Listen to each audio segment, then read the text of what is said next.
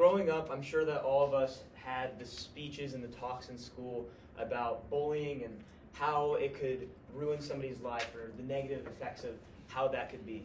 But as I have grown up, and I'm sure many of you have heard similar things, I've heard the phrase bring back bullying or bullying builds character.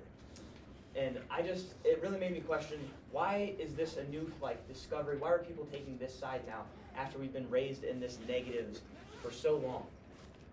I'll begin the speech with a quick definition provided by the CDC of what bullying is. An article titled Fun Facts Preventing Bullying, Violence Prevention Injury Center, published by the CDC in September of 2023, it says, quote, CDC defines bullying as any unwanted aggressive behavior by another youth or group of youths who are not siblings or current dating partners that involves an observed or perceived power imbalance and is repeated multiple times or is highly likely to be. That is basically just an extended version of the definition we all know, unwanted repeated behavior, right? So what the against bullying side is going to argue is that these negatives are clear and that it's going to ruin somebody's life if they are bullied. It's going to have negative effects that are obvious. But what the other side is going to say is that this newfound side, they're going to say that bullying, yes, it's got these negatives, and they're not arguing that there's not negatives, but they're saying that it's going to build them into somebody that's a better person because of it. So, to begin, I'll start with the negatives that we've been told before, and I'll reiterate those. These negatives include things like depression, drug use, acting out, and decreased performance in school and social lives. Those are all effects that are being stated by StopBullying.gov from an article titled Effects of Bullying, published in May of 2021. So what that is saying is, obviously these are all things that happen, and what I've found from other research was that depression is really what causes all of these. You can have drug use that's caused by depression. You can have acting out that's caused by depression. So University of Warwick professor in the Department of Psychology named Dieter Wolf published to the National Library of Medicine in an article titled Long-Term Effects of Bullying.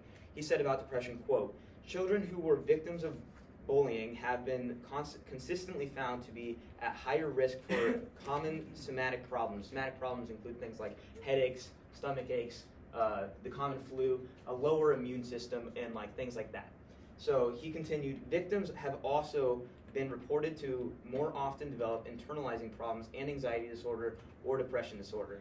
Those somatic issues that I mentioned before, those are also linked to be had with depression, so it's all kind of circling around that depression, and because bullying causes it, you can say, oh, that means that bullying is then causing these somatic problems, the acting out, the drug use, suicide, things like that.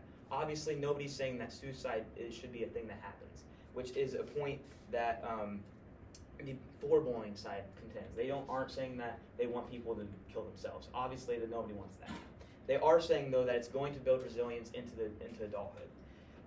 In an article titled Cultivating Youth Resilience to Prevent Bullying and Cyberbullying Victimization by Samir Hinduja, a professor of criminology and criminal justice at Florida Atlantic University, published in September of 2017, he said, quote, is there utility in training students to be overcomers instead of invoking that they are victims who must rely on adults to always come to their aid? So what he's saying there is that by just saying that the bully is the problem, are we then making students rely on adults and others to come to their aid, which once they become adults, they're not going to have that person to rely on. They need to find a way to rely on themselves. Another point that Hinduja states is that over the last 20 years where we've had this in-school prevention of bullying, we've seen little to no reduction in the bullying that occurs. So is it really worth the effort if it's not going to make any payoff? Another thing that this side contends is that there are people that have built off of the pressure that bullying has on them. One of my heroes, Michael Phelps, because of swimming, stated in an NBC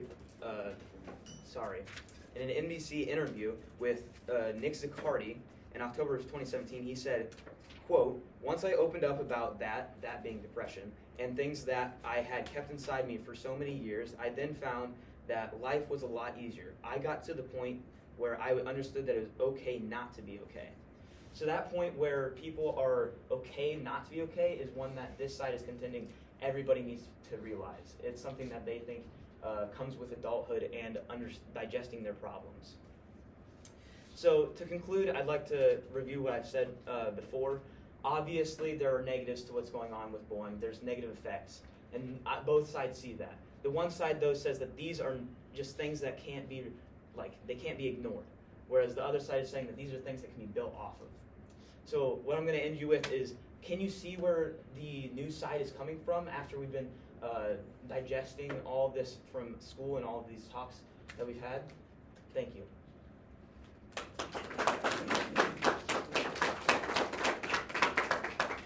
Is there any, I know you said Michael Phelps was one of them, but is there any, athlete or professional person that you've heard of in your research that says they've been, bullied and it helped them, overcome? So, that is one example that I found. There's people like Rihanna, there's people like all these other celebrities that have been, Justin Timberlake is one that I found.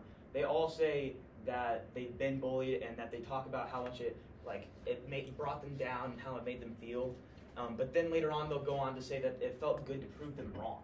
So, in that sense, what this side is saying is that yes, they got bullied and it felt bad, but then they were then pushed to and strive to make a better person because of it. On the side for bullying, Yes. Is there any way brought up while they think that bullying is really important, while also avoiding increased rates of suicide? Say that again. Do they have a way in mind to? You mentioned Okay. a part of bullying could be suicide. Do they have a way to try negating that while also keeping bullying around because they think it's? So there's not quite any research, because once it's how people digest the bullying, the side that's what's causing the suicide. If they aren't resilient enough to then not internalize it and make it about themselves, and if they push back, if they have that resilience to go and push against the bullying, then they aren't going to kill themselves, right? Which is a lot to say, and I understand, and this side understands that that's not going to happen with everybody, because that's not a thing that you can ask of people. I don't think that there is a clear-cut way to just negate the fact that suicide is going to happen.